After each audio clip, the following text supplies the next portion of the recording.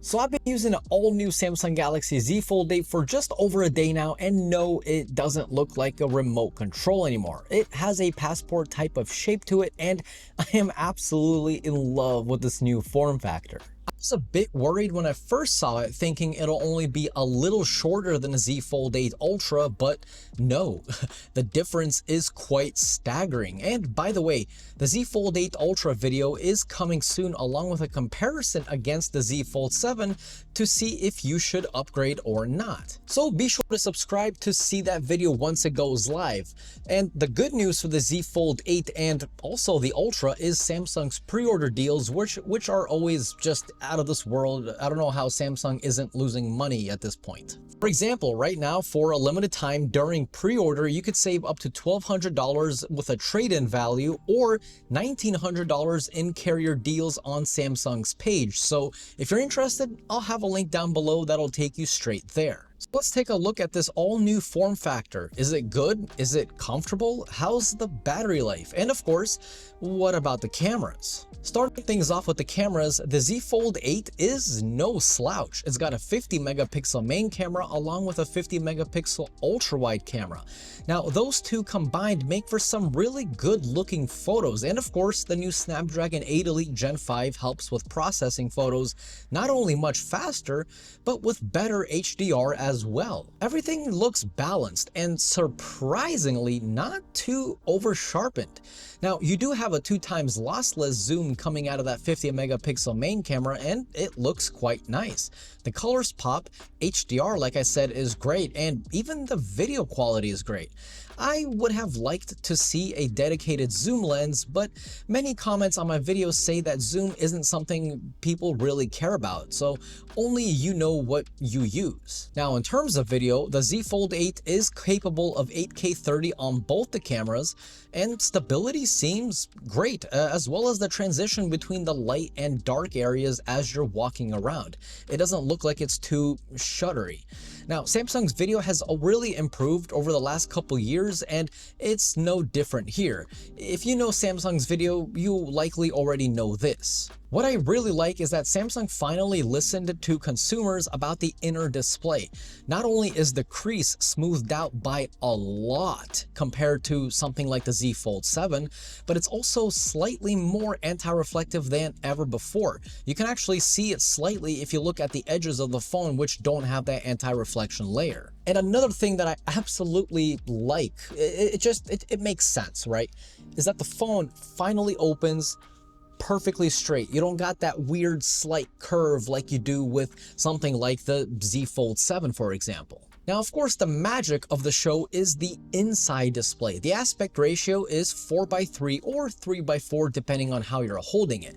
Now, this makes things like watching content vertically or even horizontally perfect, along with something like reading an ebook. It just looks natural and not awkward like with the Z Fold7 or even the Z Fold8 Ultra.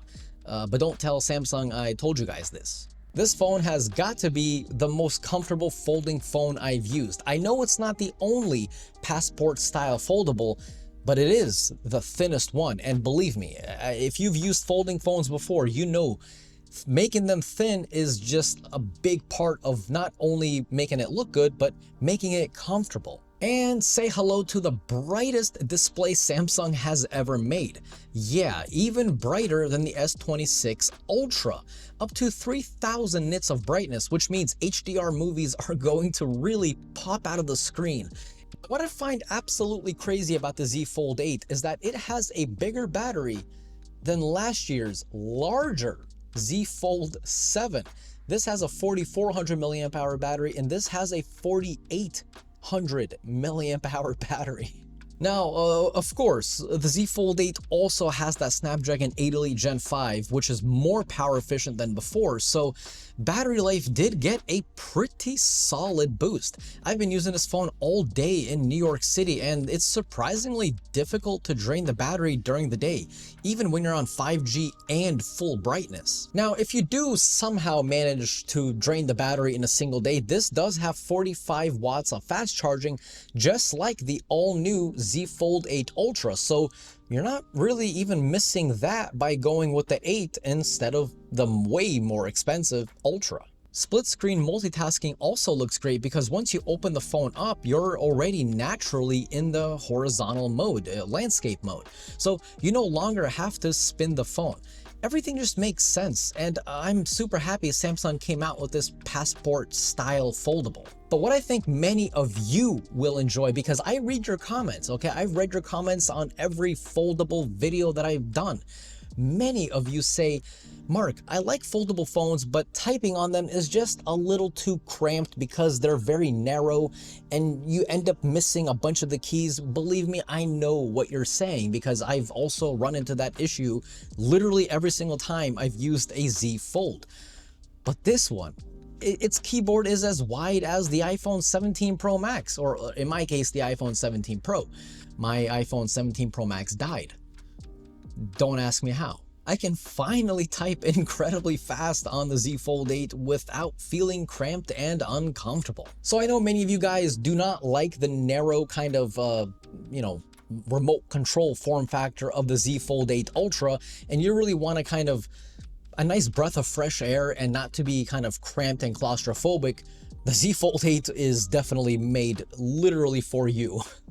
Oh, and I also do love Samsung's new cases for the Z Fold8 Ultra and the Z Fold8. It has this type of carbon fiber look and feel to it, and surprisingly, they're very grippy. Now, this was just a quick kind of first impressions video of the Z Fold8 with a more in-depth video coming soon. So if you haven't already, definitely subscribe and you'll be notified right when that video drops. So yeah, let me know what you guys want to know about the Z Fold8 and the Z Fold8 Ultra. I'll try to answer as many of you as I can. If you guys enjoyed today's video, definitely leave a like, and if you're new here, consider subscribing. As always, this was Mark from Mark's Tech. Adios.